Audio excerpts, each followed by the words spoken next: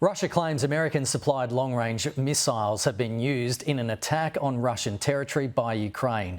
Vladimir Putin chose the 1,000th day of the war to step up talks of using nuclear weapons, hinting at using such weapons in retaliation to attacks on its territory. Joining me now is non-resident senior fellow with the Transatlantic Defence and Security Program, the Centre for European Analysis, Mark Voyger. Mark, appreciate your time this morning. What exactly is Russia saying it will do in regards to nuclear weapons now? Kenny, good morning. Thank you for having me.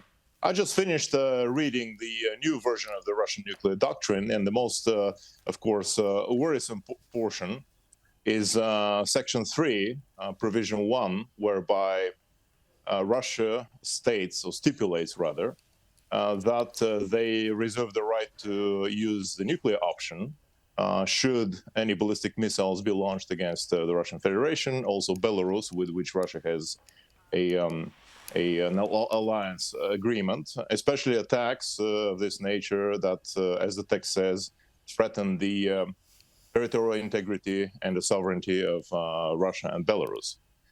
So effectively, what we're seeing here is the codification in legal terms of something that we've long, dubbed loose talk or nuclear saber rattling, something that hasn't been seen even during the darkest ages of the Soviet Union confrontation. Even the Soviet leaders never dared to actually lower the threshold, at least openly, in the public space, especially at the global level, to claim that they're going to be using nuclear weapons of this nature.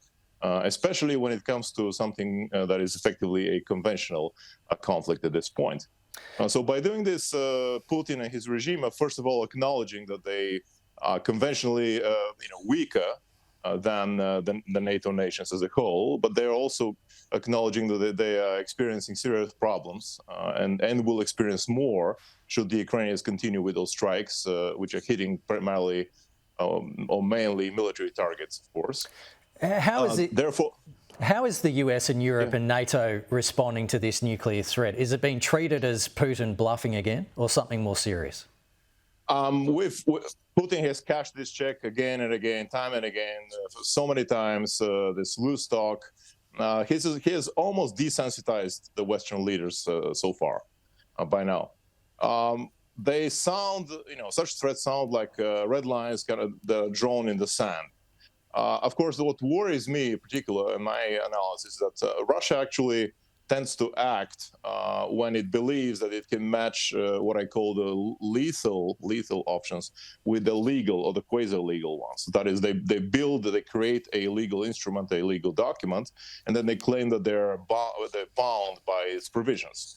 Now, of course, Russia would never dare use a strategic nuclear option against the US, meaning that they would not launch an intercontinental ballistic nuclear missile against US territory just because the US provided ATACMS missiles. I think in this case, what they're trying to do is really cower, scare the Western European nations, which haven't provided still their permission. Obviously the Storm Shadow missiles from the UK, obviously Scalp missiles from France. Germany is supposed to provide Taurus maybe later this winter. So this is kind of their main target audience, and of course Ukraine.